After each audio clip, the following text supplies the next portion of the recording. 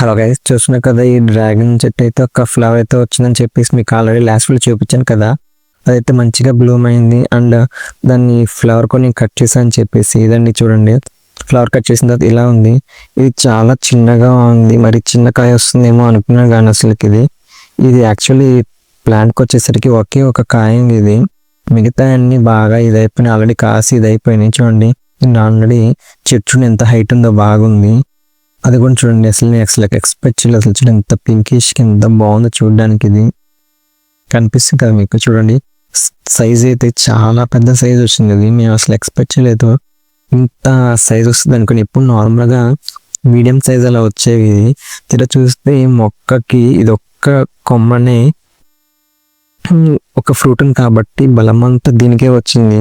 బాగా లాక్కుని చూడండి ఎంత బాగా వచ్చిందో ఫ్రూట్. అసలుకి చాలా హ్యాపీ అనిపించింది.